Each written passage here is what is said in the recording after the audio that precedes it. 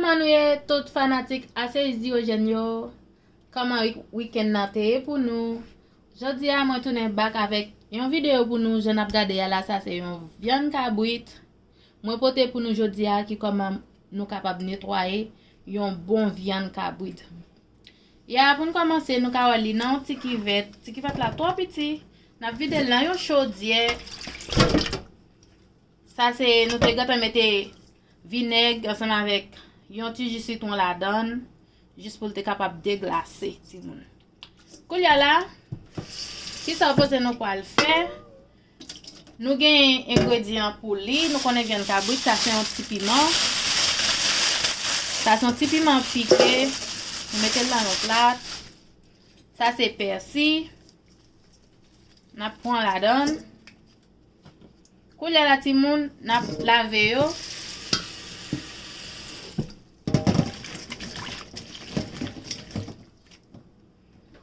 N'a utilisé yon blender. Donc yon blender n'a utilisé pour lui. Kounya la n'a prend persil ya. Donc nous te geton laver. Kounya la ti moun nou ka wè persil ensemble avec ti piment piqué qui c'est piment oiseau, moi mettez là yon blender. Kounya la ki ça nous était pour nous faire la donne, nous va mettre yon ti jus citron.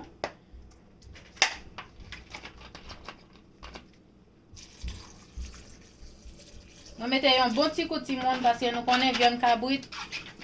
C'est une viande qui m'a l'aide en pile. Kounya la nous mettons un petit vinaigre la donne.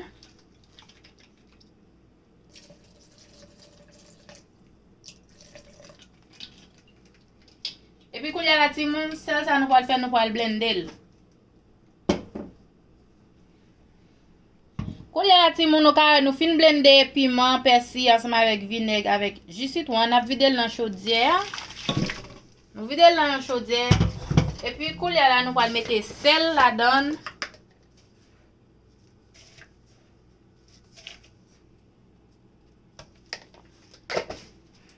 Et puis après timon, nous va besoin de citron. Kounya ti moun nou ka wè m'a couper citron, mettez dans viande nan. Mais ba nan a viande nan m'a bali non moi pour puiger l'an. J épice nous préparer pour nous préparer viande nan ti moun. Ka wè m'a couper le mettez là. Kounya la ti moun n'a puiger nan yon pèse. Raison fait pour puiger nan yon pèse c'est parce que moi pas vle pour j'ai citron tomber la donne. Mais si vous voulez toujours faire avec j'ai citron, il y a des gens qui ont besoin pour foubil, mais moi m'a foubil avec mais c'est pas la donne. Donc m'a bien puiger citron dans acide là. Ti moun nou ka wè qui comment moi fin puiger citron moi dans jus ya, nou ka wè ça c'est jus persil, piment piqué et puis citron, vinaigre, jus citron. Kounya la nou eton seul bagay pour nous faire, pour nous nettoyer viande nan, pour nous retirer vlin la donne, pour nous retirer tout ça qui pas bon dans viande dans ti moun. Ya faut nous retirer tout vlin qui pas bon la donne. Donc ka wè qui comment m'a bien bali là parce que tout en donne c'est vlin. Faut chercher vlin ti moun. Mettez sur côté. OK. OK ti moun nou ka wè qui comment viande na bien point. Bah, nous connaissons n'a di liled di palette non? C'est persil avec piment qui fait le couleur ça et puis l'autre ingrédient yo. Ya ti moun mon gon bagay pour montrer nous dans cabrit. Nous ka wè ça rele gâté ménage. Ba connait en pile nan haïtien m connait n'a connait ça li rele gâté ménage. Lors acheter yon cabrit soit yon palette cabrit ou ap joindre la donne qui rele gâté ménage. Nous ka rele bien. Ça li même ça ou gen pour faire la donne ou ap simple tirer ça. Gen moun nan ki jete le net, OK? Gen moun ki jete le net, gen moun nan tout qui retire l. Di retire ça jeter. Et puis ouais, qu'on y a mis ça qui rete la donne. Di retire ça, gâté ménage là, c'est le gâté ménage là, gen moun ki jete tout en seul coup. Mais gen moun nan tout qui simple retire l. Et puis l'el cuit, li mange l pour col. Li pa bay ti moun ki poko gen ménage li non, li mange l pour col. Nous devons montrer nous. C'est lui même moi retirer la donne. Donc à commenter, dire le gâté ménage ti moun. OK? Ya ti moun kou la nou ka wè mwen fin trempe viande nan kon ya la li nan acide nou ka wè li. N'a quitté le point épice. Juste et puis nous gata mettre de l'eau bouillie. Nous gata mettre de l'eau bouillie là-dedans. Soit me gratter gorge me guys. C'est piment qui bouilli dans de l'eau et puis la vivre les faire mesterner. Ya ça tete nous joindre dans kabout là, nous connaît li gen pile vlin. C'est vlin kabout là gen, vlin et l'autre bagaille gâté ménage, ceci c'est la baye ou même. Ça li même li après là, ou gata prend bon couleur, c'est qu'on viande qui déjà cuite. Parce que là n'a quitté le pour un petit temps. Parce que là donne bonheur, n'a quitté le pour un petit temps encore et puis pour nous laver pour nous mettre dans l'eau chaude. D'accord? Bye. Koulé la ti moun, nous pas laver li. N'a mettre de l'eau pour nous laver. Juste pour nous bal l'eau chaude à ti moun. C'est comme ça moi-même moi préparer viande kabout moi bien laver, bien nettoyer le ti moun. Nous kawel.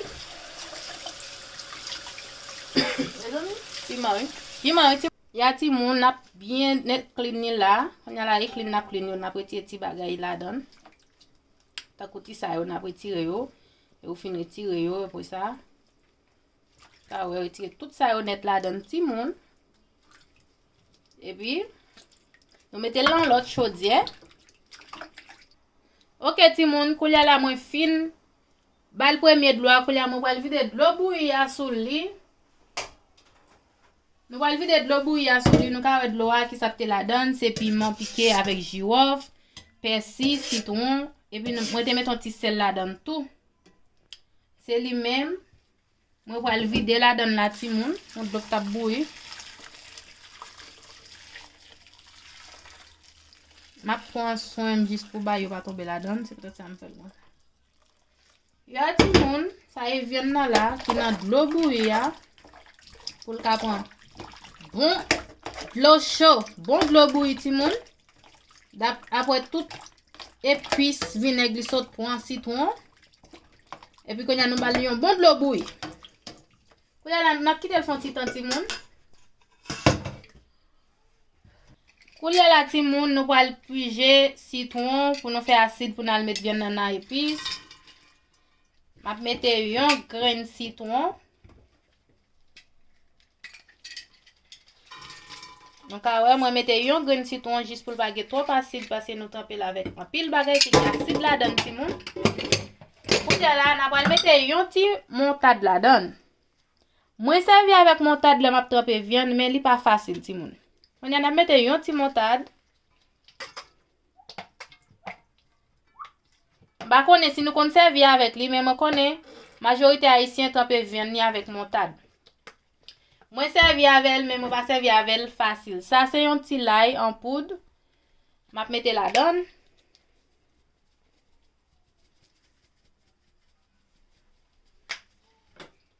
Ça c'est un petit lemon de pépé m'a mettre la donne tout.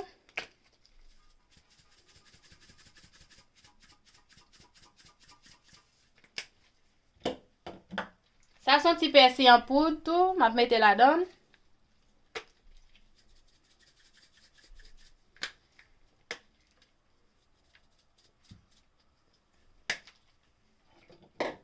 N'a mette un petit paprika la donne tout. Va m'utiliser l'autre bord plutôt ti moun. L'autre bord ti en fait plus vite.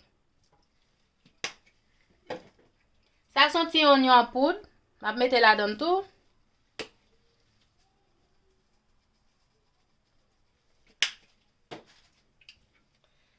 Nous ka ça son petit guawan black pepper, n'a mettre la donne tout qui c'est poivre en poudre. Et puis kou là, n'a mette un petit maggi là dedans ti moun. Qui pas en pile. Nous ka wè li nan tête là.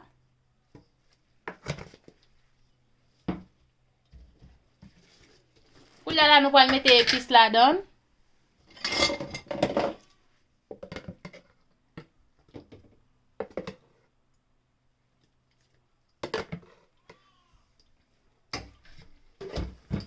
Et puis, quand nous allons mettre un qui est l'huile. Il y a un qui est l'huile là-dedans tout. Nous allons un qui est l'huile là-dedans. Ok, quand y a la timoun, nous allons mixer ensemble.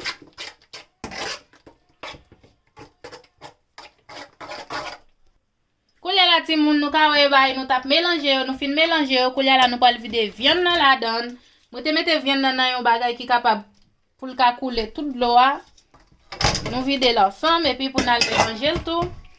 Mwen gen yon gana même, m'a mélanger la avec même ti moun pour ka bien point épice, nou ka wè m'a mélanger la avec même.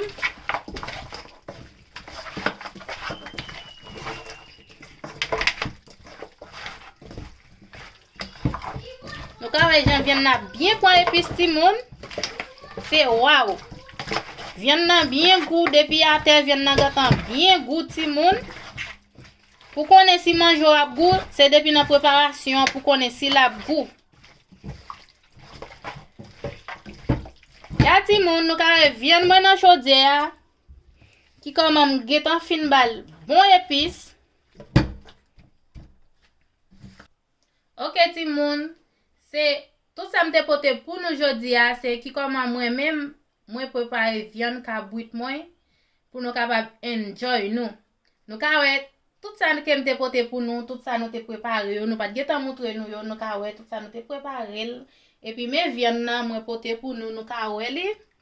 C'est là le gata pour nan acide li tout à fait normal et puis c'est la donne. C'est tout ça m'te pote pour nous jodi a, m'a dit nous enjoy nous avec ti viande moyen. Même si nous est la salle, vous connaissez puis la li et ti moun, c'est la donne m'ta ba li. Ya meni mais tout ça m'pote pour nous jodi a.